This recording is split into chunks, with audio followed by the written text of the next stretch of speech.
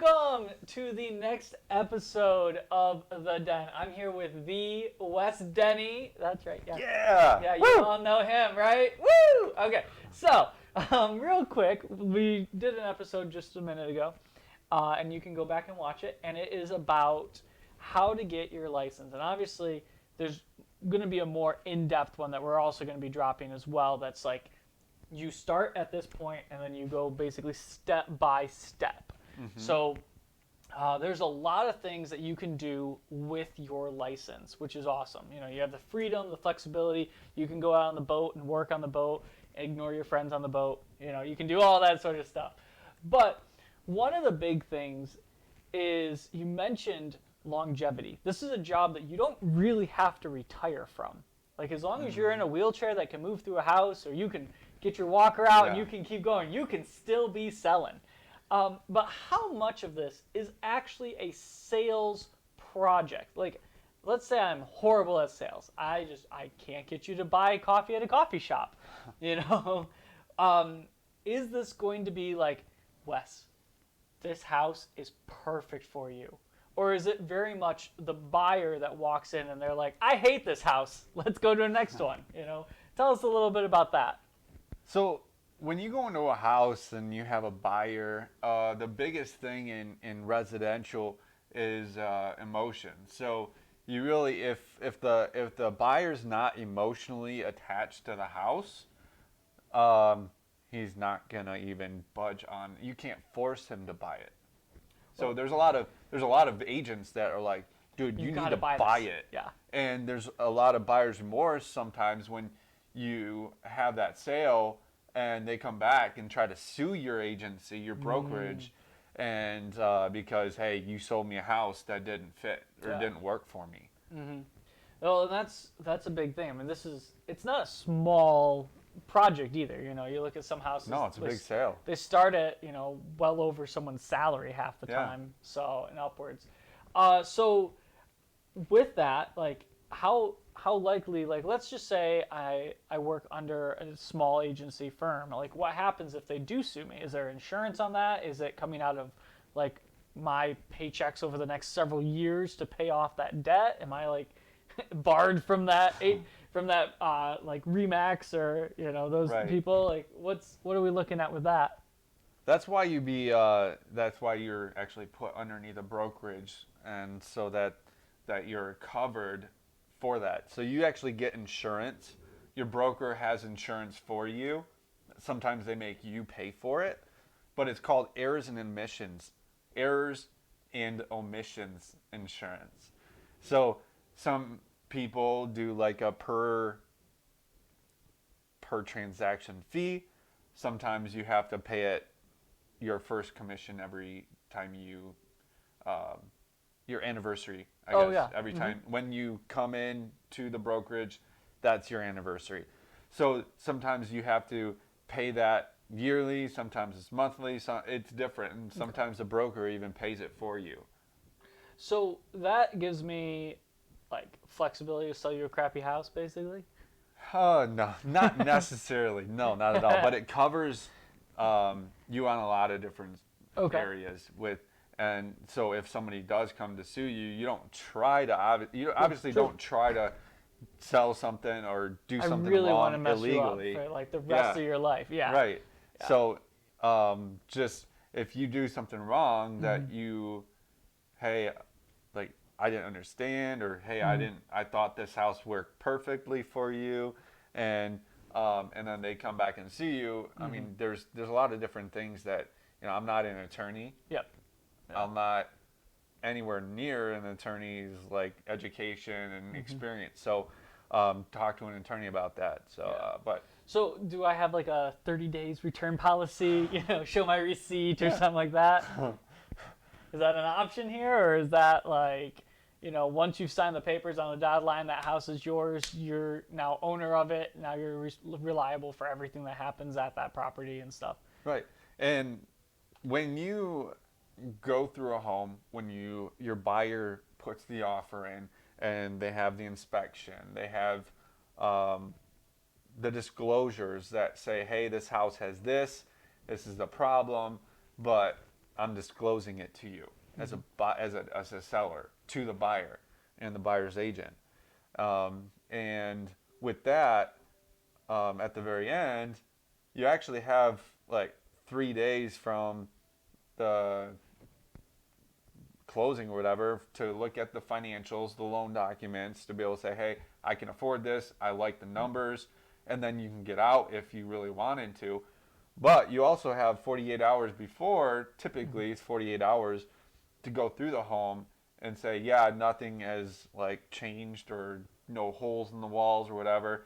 So you have the ability to be able to back out if there's something like a massive change. Mm-hmm. Okay. So let's look at this. All right, I'm going to open up my home to sell it. Do I need to look at a different insurance policy because I'm now bringing in all these people to my house? Like, what happens if someone trips on the stairs?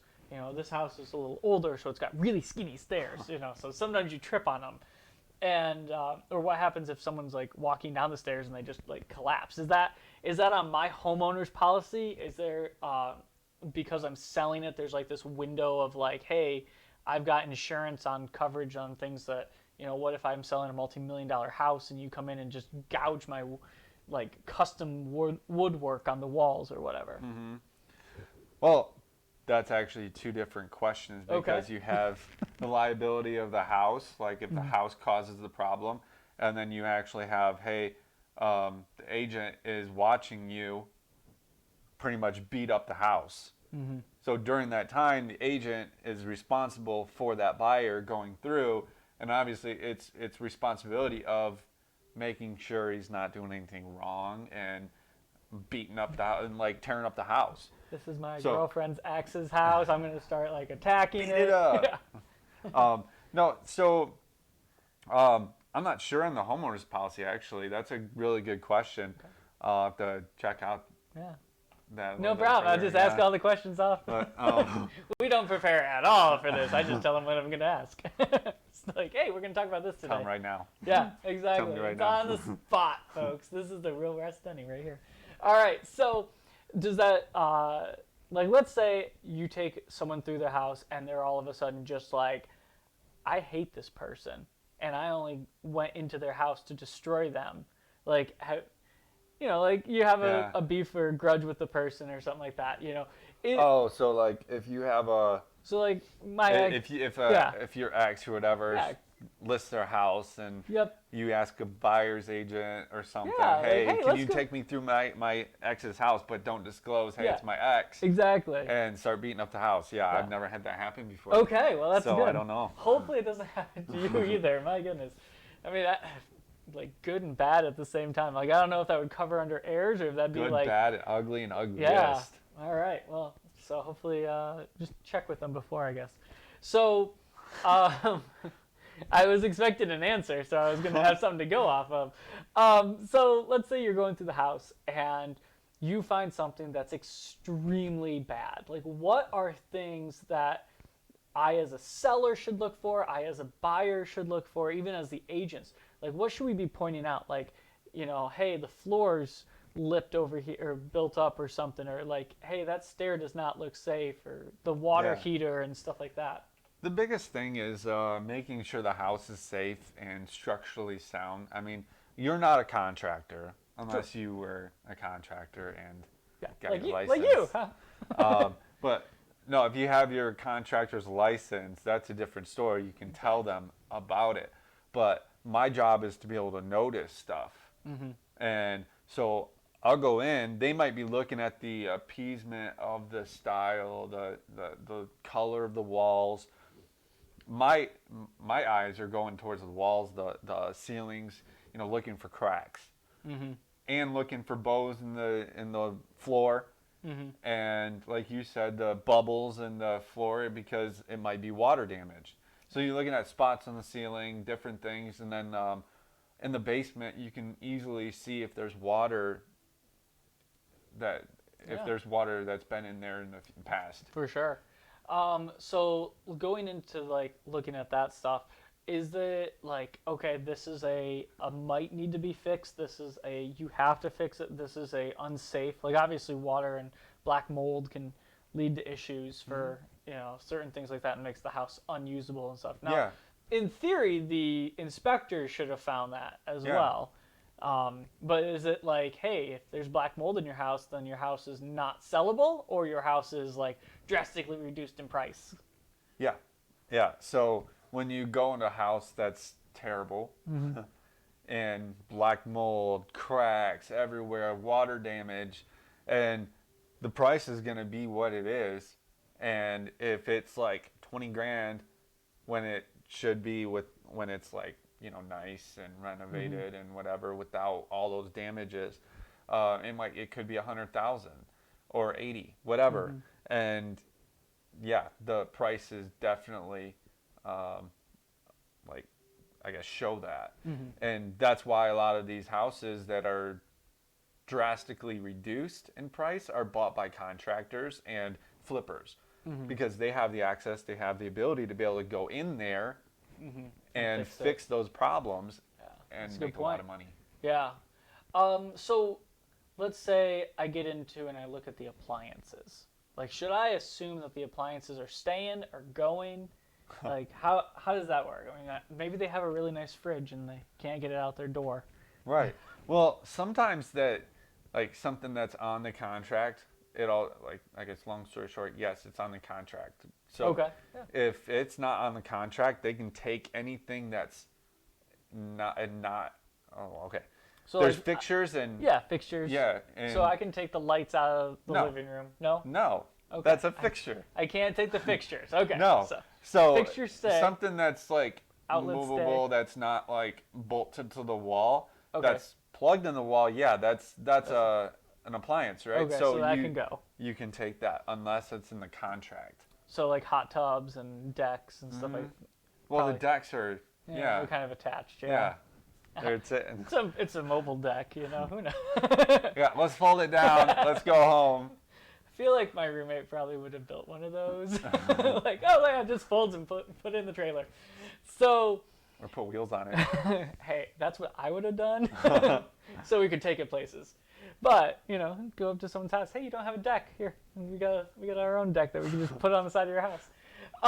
So looking at like all of the fun sides of selling houses and stuff like that, is there a lot of sorrow that you've noticed from like, okay, a new family comes in, they're starting their life together, they're moving from a small house to a bigger house because of family needs and stuff. Do you see a lot of like people just like, I have to sell this house because I'm broke, or I have to sell this house because we lost our job, I have to sell the house because X, Y, and Z? And then does the price of their house kind of go with the emotion of how they're feeling? So I've got to sell this $2 million house. I need my debts paid, so I'm selling it for $1 million. Right. Yeah. Yes. All right. I like that answer. That's all I'm going to say. That's all you're going to say. No. It definitely does. And if you're so emotionally like fixed on, hey, I got to sell this house, then yes, you're going to make the price what you need it to be, under value. But some people say, yeah, I really need to focus on selling this house. I really need it done. And they're not really, that's not the truth in the price. But they really do want to sell it, but they're like, I want to list it above value, above what other houses in the market. My neighbor's house is going for $300,000, but the guy before me sold for $200,000. Let's sell it. Right. Yeah, I'm going to sell it for $500,000. Yep. Exactly. And it's worth $300,000. I've had people come to me and say, "Yeah, let's do that," and then I become the bad guy because I'm like, "Yeah, let's do it." So that's why I don't ever take those deals. Yeah, and I was going to ask you that. Is that something where do you see a lot of new agents where they get like sticker shock, like, "Oh, this is a $500,000 house! Like, I'm making like bank off of this guy. Yeah, it's for my month, Well, yeah, I definitely do. I was that person, but I mean, I guess going back real quick, I would definitely take a deal if it was, hey, the right value. I don't have to worry about. Hey, my name's on the sign, my name's on the listing, so I don't want to have to worry about that. But I would definitely take that listing. I wouldn't take a deal that, hey, that I want to list at 100,000 over value anymore. Yeah. Well, and like you think about it, a $500,000 house, you get $15,000. If your previous job was $30,000, you're like, suck it, boss! I just made half my pay. That's your first deal. When you have your first deal, you look at it and say, oh, dude, that's $15,000. Yeah. I had to work a whole year for that money. Exactly. So, because some people get out of their job or whatever, or get out of college into real estate, like I did. Yep. But other people, they have a job that they might be making $30,000 a year at, and 2 deals on a $500,000 deal. Yeah. You would make just as much in 2 deals. And in theory, you work 6 days for it, maybe. A couple trips out there. Yeah. A couple paperworks, and you're done. But that's what you were saying before, sticker shock. You look at it and you're like, oh, I want that deal. You don't really focus on, hey, I'm doing comps. You actually have to do your due diligence on if it is that value. So you have to do a market analysis, which is, hey, looking at prices in the area at like homes. And so, I mean, that's big. If you really want to be a good realtor, you need to do that, and you need to focus on that. So you bring up a really good point, market analysis. So this is one thing that I've heard a lot in the recent months, because it's when houses have kind of matured and are constantly going up in value and stuff like that. You hear, well, the house down the street just sold for $250, and my house is bigger. And so you're like, well, I could sell my house for $300, you know, and so like, who's really coming up with these numbers? Like, is it like, okay, rock, paper, scissors, okay, you put in an offer for 200, and then I put in an offer for 210, and you're like, no, I want that house 215, and I'm like, well, here's 220, you know. And so then in a bidding war, it ends up being 250,000. So yeah, the house sold for 250,000, but it really was valued at like 190. And so like, now does the market analysis show that the house was actually 190? It was just really wanted by a couple people. Right. And then you go and you're like, well, I'm selling my house for 300,000, you know, 110,000 above the actual price. Well, that's something that if you're getting a mortgage, the mortgage company is not going to give you the mortgage for overvalue. So that's true. If you really want the house, you need to come with at a down payment, as well as on top of that, the difference between the value and what the company came up with as an appraisal.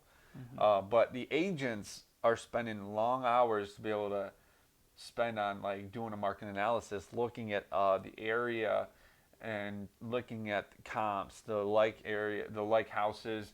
Because if you're looking at a 2015 home, built in 2015, you see that. But then some people they're like, oh, well, I'm looking at a 2020 home and it sold for 300, so my house is worth 300. That house is probably smart too. Well, it depends, because there's so many different things in that house that makes it valuable.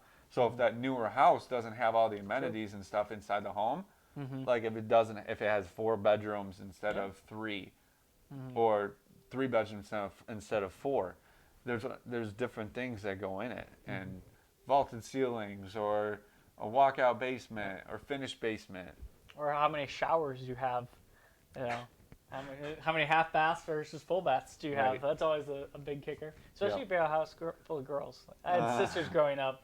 You had brothers, so it was a lot different. But like when those sisters took over the bathroom, like you ain't going. You got to go find a different bathroom or something. So. So with these like market analysis and things like that, you're spending, you know, what would you say like the average amount of time is for a deal? So like I look at that 15,000, I'm like, I sold one house, I made $15,000, but you miss like the 80 hours or the 40 hours, or you know, how many hours are you looking at typically for, you know, or does it go up by like for $100,000 house it's this much, for 200 it's this much? It depends on. There's a lot of like answers that are like yes. Maybe, yes. I asked good open-ended questions. I was trained in how to do that. Well, You have to actually check and see what's available online on like your. So realtors have access to an MLS. So they have access to sold properties, pending properties. If there was one property that was sold or no property sold in the area that was like that property, so then it takes a lot more time to be able to value that property. So it could be from 30 minutes to like days because you have to call other agents, hey, what did it sell for? Because it wasn't in the MLS or for sale by owners. So let's take that for example. Is that why cookie cutter areas are becoming really popular? Is because they're super easy to sell because the builder goes through and does the same thing and the agent goes through and says, hey, it's the same thing. Which street do you want to be on? You know? Right. Those are really easy to be able to value when you're a builder because obviously you need a percentage of, hey, I built it for this is what I paid, and this is what I need to make on it. But they do a market analysis on, hey, what are new homes going, what are old homes going, and so I can like add that, do a kind of comparison still. But you can't market a home that's brand new that's worth 300 but we'll market it for 400. Well, that's true. Yeah. I mean, it's got gold in the basement if you can find it. It's worth 400,000. No. But so there's a lot that goes into just the market analysis and stuff like that, and for the hours spent, well into like 20 to 80 hours potentially per house or per sale, and so that's where the buyer's agents and the seller agents really help alleviate that time. So you can go off and if you are a parent, your kid's in sports, you want to go hang out with them. If you're wanting to go catch up with the guys doing golf or whatever, there's a lot of business that gets done on the golf course, and there's a lot of advantages to that. You tell me that all the time. I play miniature golf. It's not the same It's thing. right next to the ice cream shop. It's great. I'm just telling you. So I know it's not the same thing. I don't have to be gone for a whole long time. That's why you do go, because you spend a lot of time on the golf course and you get to. That is true. Golf courses away. are fun. Yes. So we looked at residential and kind of like the whole aspect of that. What happens when that person is like, okay, I'm ready to sell my house, and as the real estate agent, I'm legally allowed to sell my piece of property, right? And so, but I want the best buy for it. There's a study out, I think Freakonomics pointed out or something, but it was a real estate agent's house usually sits on the market 6 days longer than a regular homeowner because they can see, and they usually get either a value or above value, I think is what it was, for their house. And that's because they're willing to sit on it and they're willing to do that sort of stuff, and they can deck it out and make it look nice, and they see a lot of things. So as you're going through life, is that a nicer thing to have? Is it nice for you to walk up to people and be like, hey, you can buy my house, here you go, like, let me know what you think? Is that good, or is it kind of like annoying because then you walk into your house and you're just like, that's broken, that's broken, that's broken, that needs to be fixed, that Yeah. That was a lot of like that. Sorry. I'm gonna need a whiteboard. That is a question. So it is easier to sell your house as an agent just because you have the connections, you deal with buyers every day, and I don't know. I mean, you can just push it a little bit harder, even though, hey, you need to do your client the best service you can. So if your house is not the best for them, but the best in the market, or second best or third best, you're going to still think in your head, I want to sell my house so bad. But you still need to help your client out the best and in the best way you can possible. For sure. So, yeah, I mean, you can definitely work on that. It's exciting to be able to sell your own home because then you're like, oh, well, I did it. if you work a deal out with your broker and say, hey, I don't want to pay a commission on your own deal, or hey, I get 100% of my commission, Yeah. For sure. So, real quick, I want to jump into the EXP. So you're involved in EXP. It's kind of like a brokerage. So you had your broker's license. Now it's handling a lot of your brokerage for you, right? And so what's the advantage to somebody jumping in underneath of you and becoming part of the EXP family? What's the advantage to them, and what are they getting out of it? Well, there's a lot of different things. Well, I mean, it's one of my biggest things is the sales process, the lead generation, the training that you get as an agent, even a newer agent. I mean, you can be home watching live webinars or live classes that $100 million producer is teaching and how he became $100 million producer. So it's a great way to be able to be your own business inside a brokerage and still be your own business, I guess. You're still building a business inside the business. Yep. So you can grow by, hey, I want to introduce this agent to EXP. So you're still growing I guess the recruiting route, because I was recruiting at my own brokerage, and this allows you to do that too. But there's other videos that you can watch that explains more and more depth to show you what EXP really is. Well, and one thing that's unique about EXP is you can bring somebody in, as you're an agent, they're an agent. You can bring somebody in, and then you can earn residual income off of their sales too.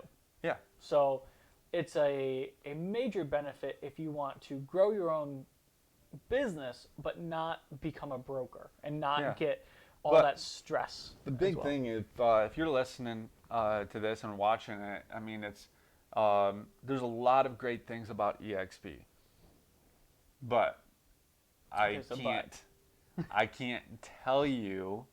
Well, that's true. Yeah. All about it, because I have to really show you what EXP is. Because if you just say, hey, yeah, that's cool too, but you actually have to look at it, because there's so much involved that your brain's going to be like, all right, well, I see it and I hear it.